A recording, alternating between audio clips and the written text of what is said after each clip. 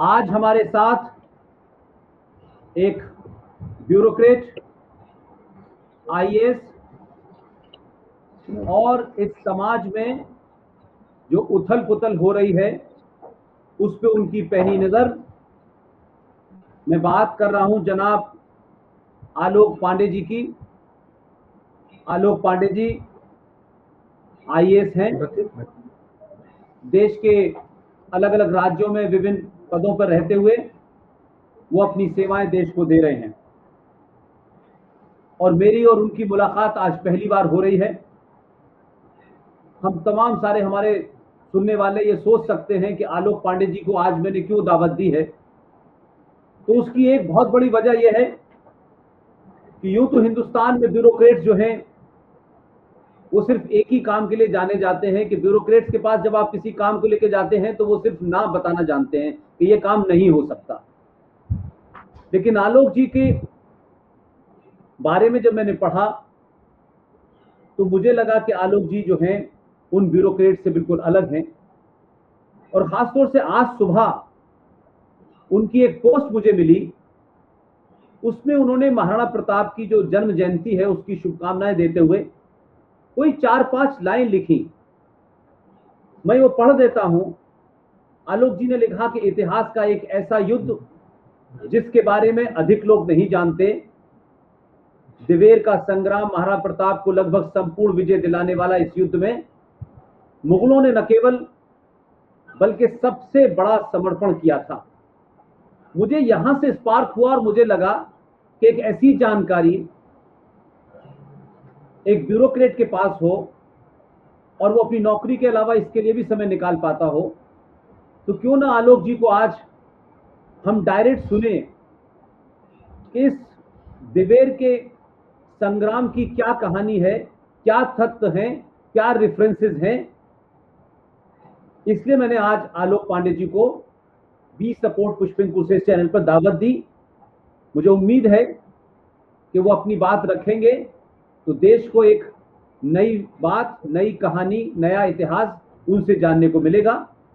आलोक जी, आज के दिन का महत्व और महाराणा प्रताप के बारे में तमाम चीजें पढ़ी गई, सुनी गई, युद्ध सुने गए, लेकिन जिस युद्ध का आप जिक्र कर रहे हैं वो युद्ध क्या था, कैसे लड़ा गया, कहां लड़ा गया और उसका रिजल्ट क्या रहा? आलोक पांडे जी।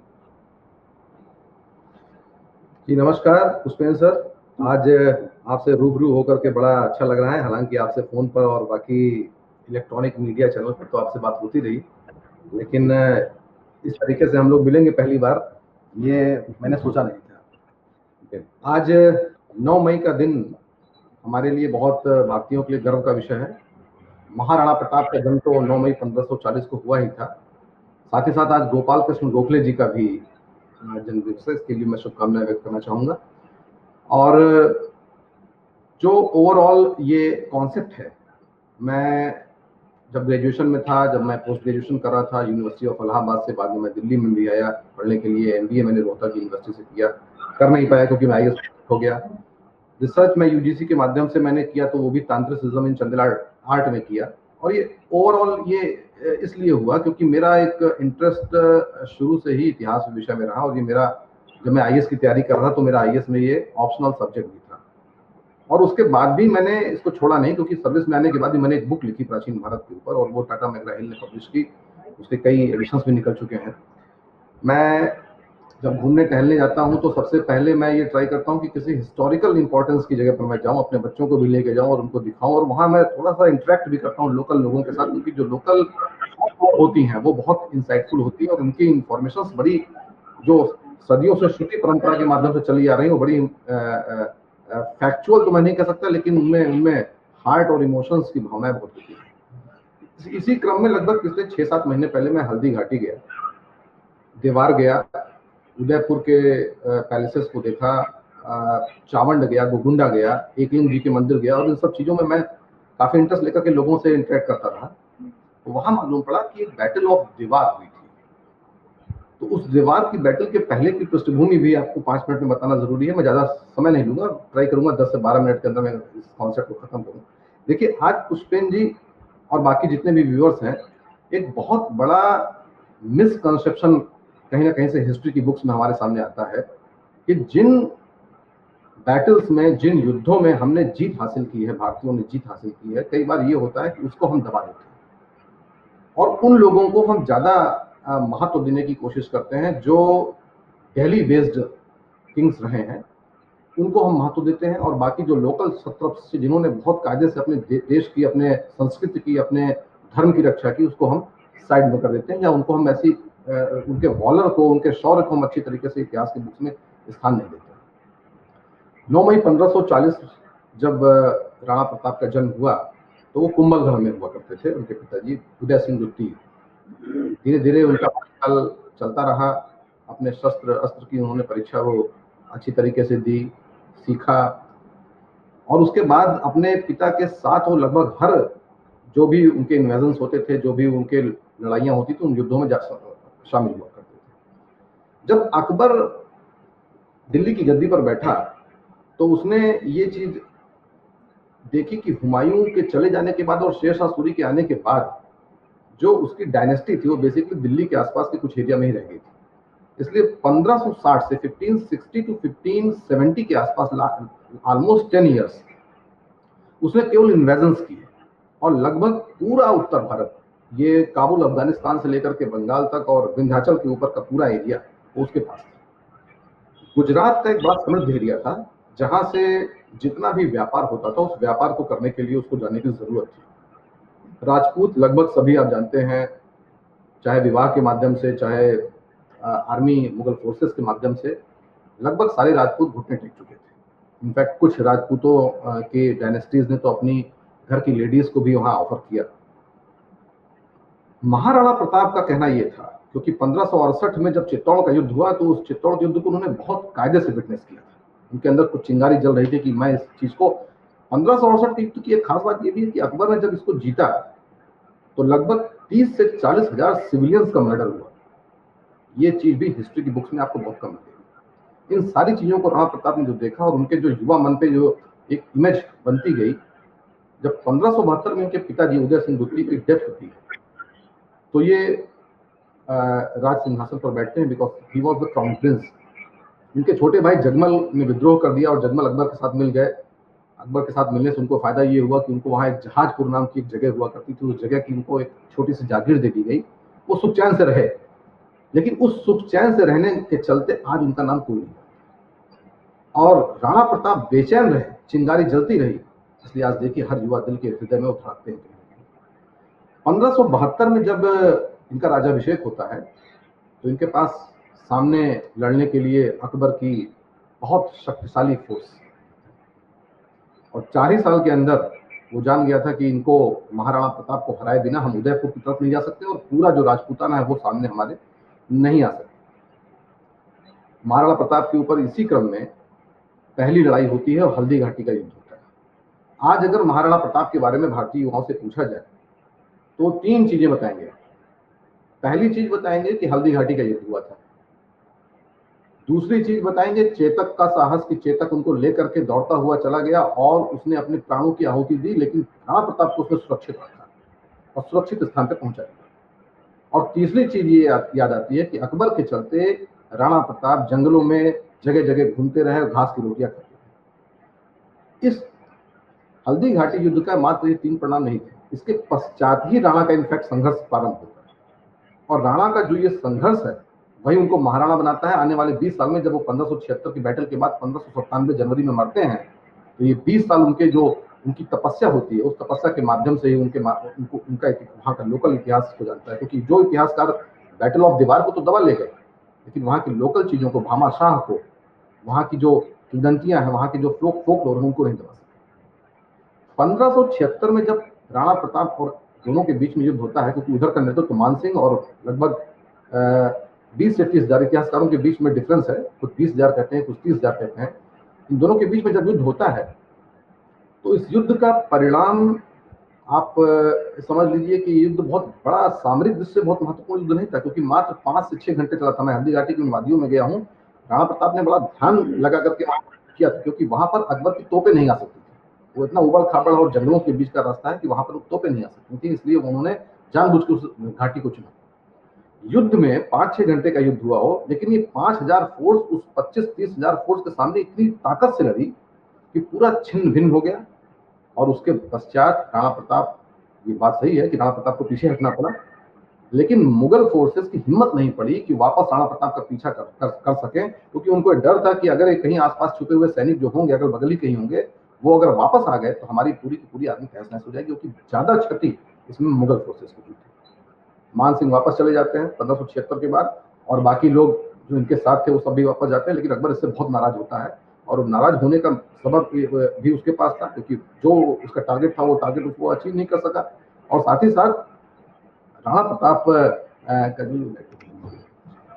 प्रताप का जो ये न तो पकड़े जा सके, न उनका परिवार का कोई व्यक्ति पकड़ा जा सका, न उनके सेनापति पकड़े जा सके, और न ही उदयपुर का महल या कोई दूसरा महल उनके कब्जे में। इसलिए कोई निर्णायक युद्ध नहीं था और न ही किसी को डिसीजन विक्ट्री मिली, इसमें कंप्लीट विक्ट्री किसी को नहीं।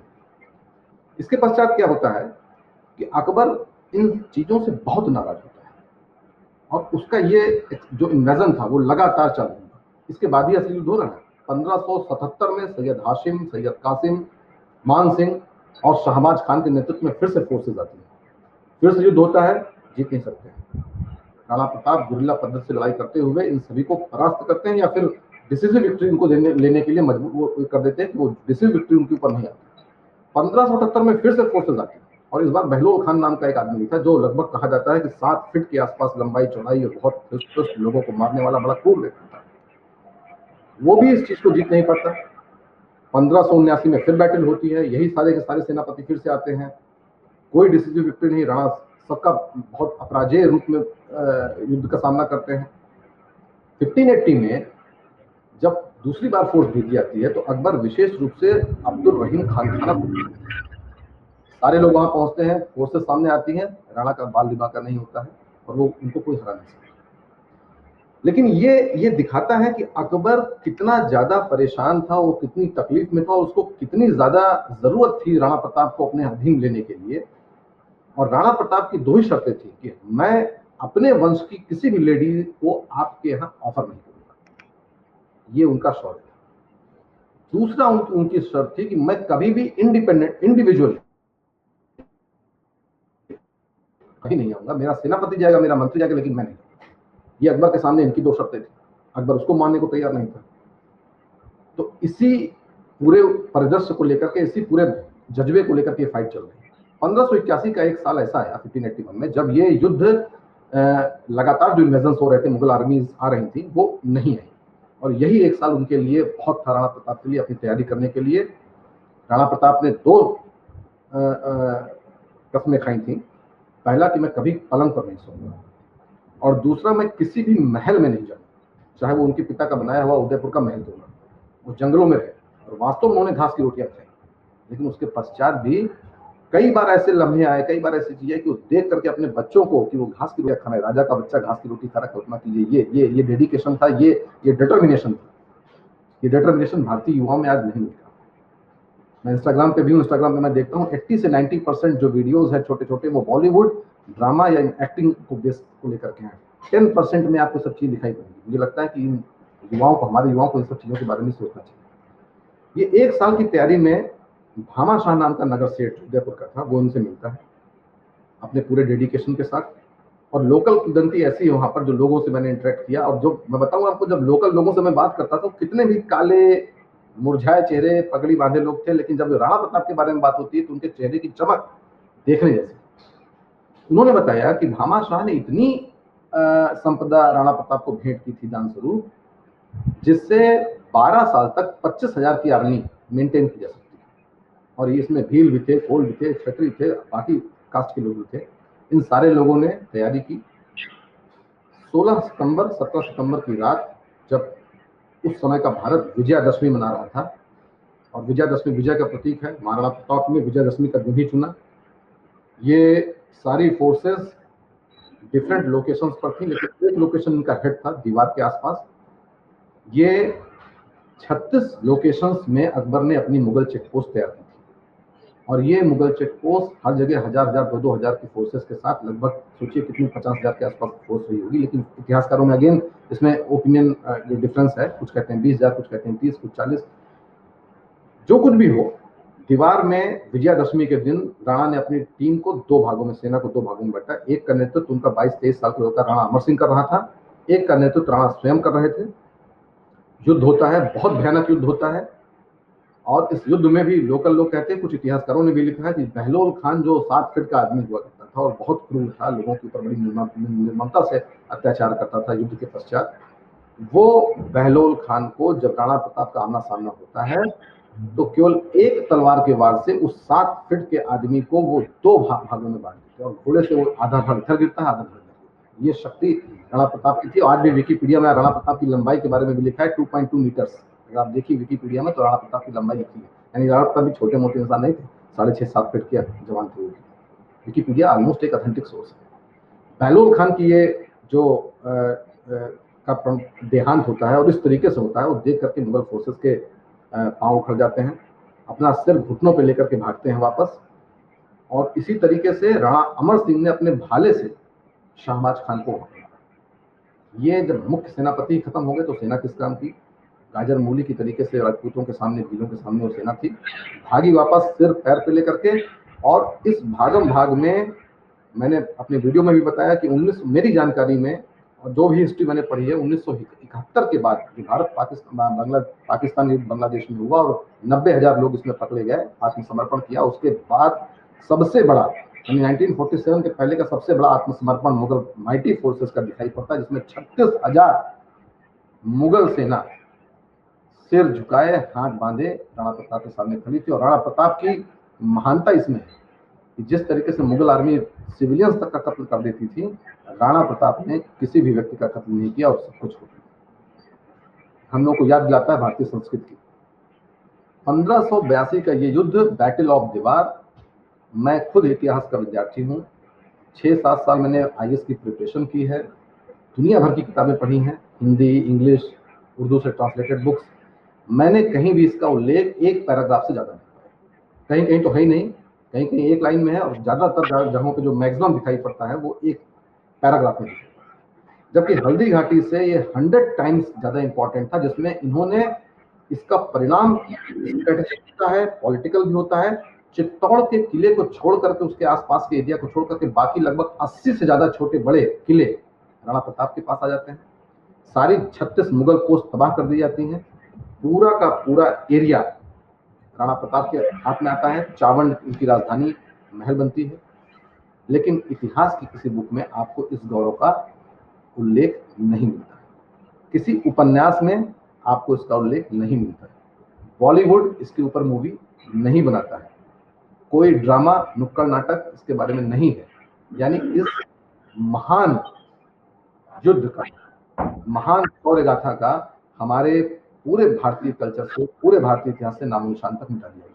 क्यों मिटा दिया गया, उसके बारे में सबसे अच्छी तरीके से हमारे पुष्पेंद्र सर ही बताएंगे, क्योंकि इसके बारे में उनको बहुत ज्यादा अच्छा ये है। लेकिन इसके बारे में तो कई बात होगी। 1584 में अकबर इतना परेशान हो जाता है कि वापस 6 महीने के लिए यहाँ पर आता है राजपूताना में।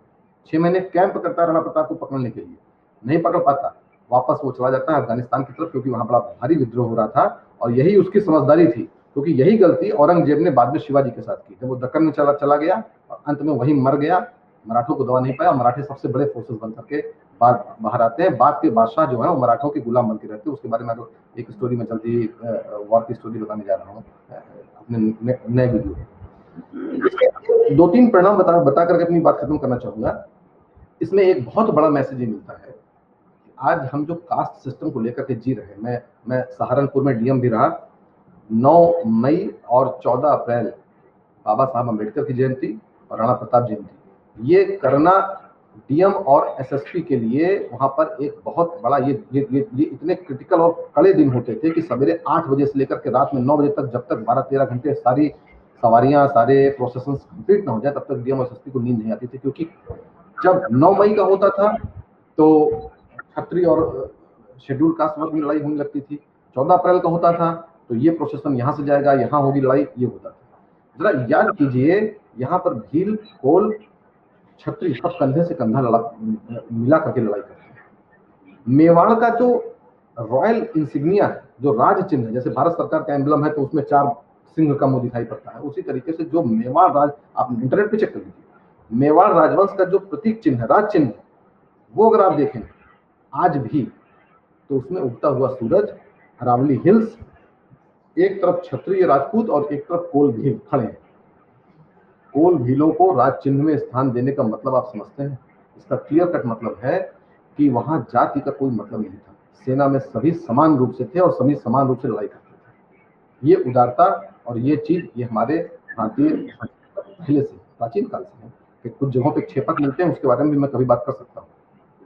दूसरा मैसेज इसका ये है कि ये शौर्य बलिदान की जो गाथा है, भारतीय युवाओं को मैं अक्सर देखता हूँ, एयरपोर्ट में सफर करते हुए देखता हूँ, राह चलते देखता हूँ, कहीं बैठे हुए देखता हूँ, तो उनके बारे में जब कोई बाहरी व्यक्ति भारतीय इतिहास के बारे में, कल्चरल हेरिटेज, हिस्टोरिकल बैकग्राउंड, इन सारी चीजों के बारे में जब बात करता है, तो चूंकि वो जानते ही नहीं है इस बारे में कुछ, इसलिए करते क्या है, या तो उससे छुपा लेते हैं, नेतृत्व क्षमता का विकास नहीं होता, दब्बू बनते हैं, और होता क्या है, फाइनली वो ये आरोप अपने लीडर्स के ऊपर, अपने महापुरुषों के ऊपर लगाने लगते हैं कि क्या कमजोर महापुरुष हमारी धरती माँ ने पैदा किए थे और हमारे भारत में तो कुछ था ही नहीं।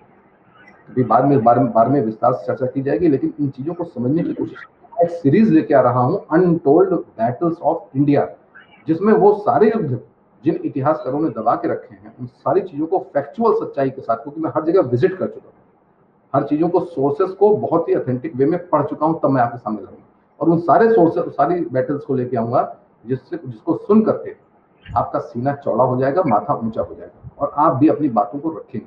मेरी एक अपील और है कि जितने भी युवा, जितने भी व्यक्ति इस चीज को देख रहे हैं, ये इस चीज को और स्प्रेड करें, इस चीज को और फैलाएं। इससे क्या होगा कि जो हमारी युवा शक्ति खोखली होती जा रही है इंस्टाग्राम पर, वो इन सब चीजों को देख करके कम से कम कहीं 1% तो उनके दिमाग में ये बात आएंगी कि ये सब चीजें हमसे छुपाई गई और हम इतने महान और गौरवशाली सांस्कृतिक परंपरा का निर्वाह करें। बहुत बहुत धन्यवाद सर। आलोक भाई, मुझे कोई 3 साल से ऊपर हो गया, I was a journalist and after almost for 25 years I resign and I decided to speak directly to the people.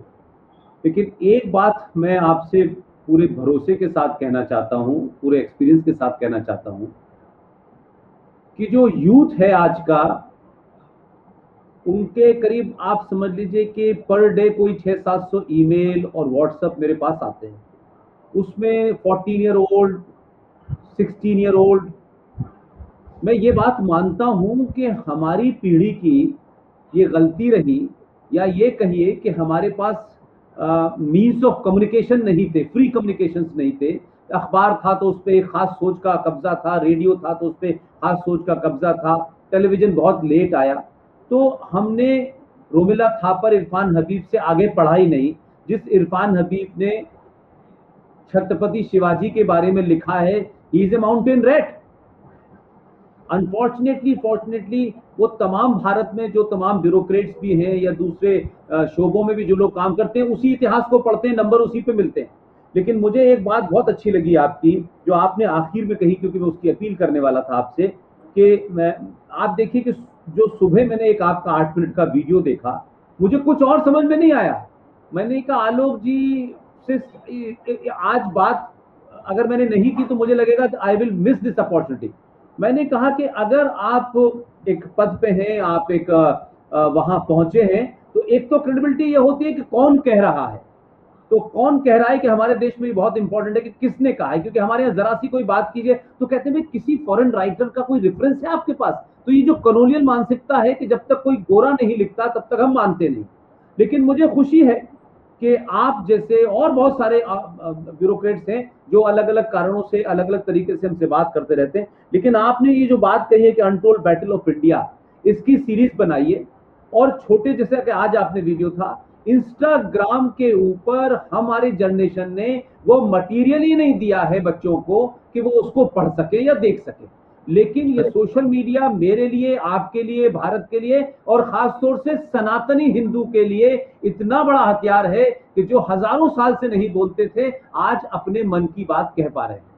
लिहाजा मैं आपको मुबारकबाद देता हूं और आपकी दुआ करता हूं कि आप इसी वलवले के साथ जो कुछ आपका सरकारी पद है उसे रखें, करें। लेकिन ये आज की जरूरत है आलोक भाई, यही बात अगर 10 साल बाद कहेंगे तो देर हो जाएगी। इसलिए तमाम आपके दोस्त जो इसको देख रहे हैं, जो सुन रहे हैं, मेरी सबसे अपील है, अलग अलग विषय हैं उनके ऊपर बोले, 5-5, 10-10 मिनट के बहुत हाई क्वालिटी के वीडियो ना भी बनाए। आप एक बार आजमा के तो देखिए कि आपने 100 वीडियो अगर बनाए हैं तो इंस्टाग्राम पर वो जो बच्चे दूसरी चीजें देख रहे हैं वो नहीं देखेंगे। ये मैं इसलिए कह रहा हूं कि मैं तो 2-2, 3-3 घंटे बोलता हूं और जब उसको सुन के लोग बोलते हैं तो मुझे लगता है कि सच में लोग सुनना चाहते हैं। आलोक भाई, आपने एक बहुत इंपॉर्टेंट विषय को आज के दिन रखा और कभी भी आपके मन में हो, क्योंकि हम ये कोई इस किस्म का वो प्लेटफॉर्म नहीं है हमारा कि इसमें हमको क्या किसी खास आदमी को बुलाना है नहीं बुलाना है। इसमें हमारा सिर्फ एक ही एजेंडा है कि अगर किसी के पास कोई नॉलेज है तो बिना किसी उसका नाम पद क्या है वो हमारे उस पे आए, बोले और उसको एक्सटेंड करे। आपको, आपकी टीम को और आपके सुबह वाले वीडियो के लिए और हमसे बात करने के लिए बहुत बहुत शुक्रिया। और आप ये करते रहें, हमारी जो भी हैसियत है, we are always available for you. Thank you very much Alok भाई। आप एक बात कहना चाहूंगा आपसे, आपकी हैसियत जो है ना वो बहुत बड़ी है। मैं तो ये अपील करना चाहूंगा कि लोग महामंडलेश्वरों को बुला करके कथाएं करवाते हैं, वो करवाएं, बहुत अच्छी बात है, वो बहुत अच्छा मैसेज भी देते हैं।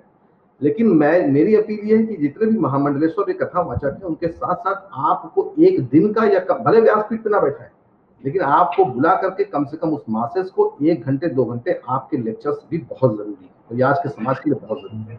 बहुत बहुत धन्यवाद। Thank you, God bless you Alok भाई, God bless you, thank you.